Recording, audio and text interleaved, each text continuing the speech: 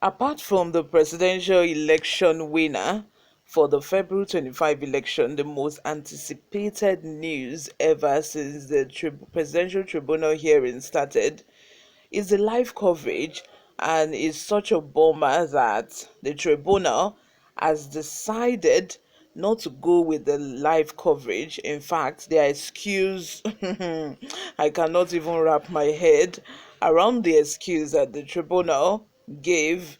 The tribunal led by Justice Samani, you guys, his reasons are that they are afraid that the tribunal are going to become dramatized, and they do not want anything that is going to, jeopardize the tribunal judgment.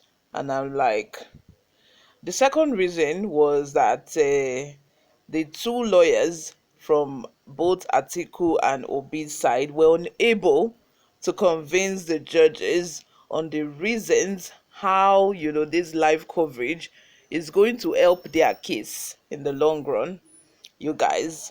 So in essence, these people want us, they want us to be blind, as per the tribunal. They do not want us to see anything going on in the courtroom. They do not want us to hear anything going on in the courtroom. They do not want Nigerians, in short, to witness the tribunal proceedings because my reasons, the reason I know that these people actually have, apart from the one that they are faking about, is that they know that once people, are following the processes of the tribunal, once people are being carried along, people will be too involved. People are going to be really, really invested in the processes and the proceedings, to the extent that, when these people are trying to do magu magu, people will be ready, to go all out to protest and probably fight. So they are trying to avoid, that kind of situation. So that is why, in essence, they do not want us to see or hear whatever is going on, apart from what the media, tells Nigerians anyway. Before we go into the details of today's news, if you haven't subscribed to this channel, please go ahead and subscribe. Turn on the post notification bell so that you can be the first person to get notified whenever we upload a new video. Help us grow this channel by giving this video a massive thumbs up so that it gets recommended to other YouTube viewers all around the world. Lastly, please leave your opinions in the comment section below. Without further ado, let's delve right into the details of today's news. Wahala o. Tribunal under heavy fire after making big announcements that favored Tinubu. INEC, see what happened. The Presidential Election Petition Court (PEPC) in Abuja has dismissed the request for live coverage of a proceedings on petitions challenging the outcome of a 2023 presidential election. The application, brought by the two major candidates contesting the election results, was deemed lacking in merit by the Justice Aruna Samani-led five-member panel. The court held that there is no regulatory framework or policy direction that permits the granting of such an application. According to the court, allowing cameras in the courtroom is a significant judiciary policy that must be supported by the law.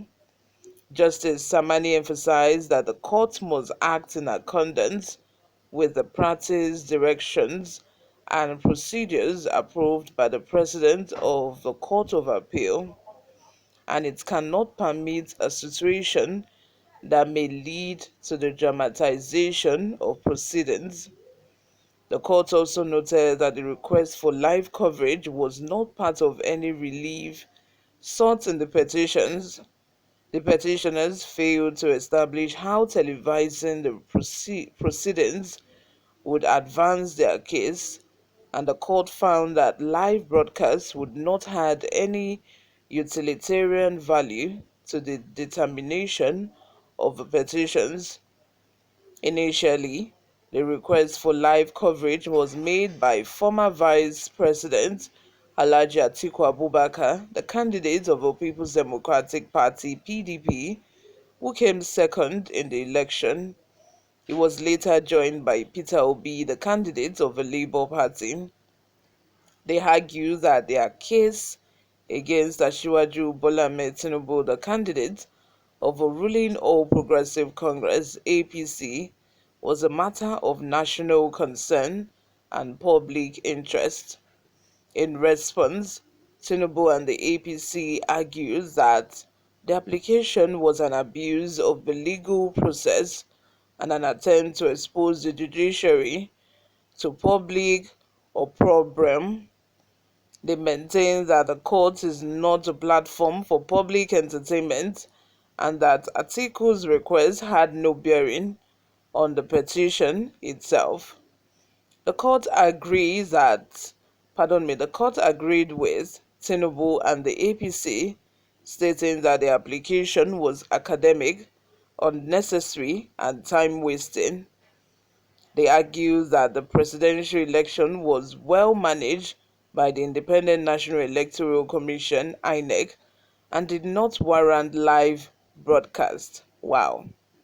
The APC further contended that live coverage could lead to unnecessary sensationalism, social media trials, and potential unrest among the public. What did I say? I'm telling you, I said it at the beginning of the video. Like, this is the main reason why these people did not want live coverage, because they know that people would be so invested in the proceedings and everything, to the extent that people will be watching all their or any small move that they make, any mago, people will be watching, and people will be ready, to take to the streets if they notice that, these judges, they want to do mago. So I feel that is the main thing that these people are really afraid of. The decision to reject the request for live coverage was supported by the court's consideration of witness protection, avoidance of unnecessary tension, and the preservation of a court's decorum. INEC also opposed live broadcasts of the proceedings. With the court's ruling, the petitions against Tinubu will proceed without live coverage. The outcome of these petitions will be eagerly awaited, as they involve a unique electoral dispute with significant implications for the Nigerian citizens and voters who participated in the presidential poll. As expected, the court's decision has generated mixed reaction online.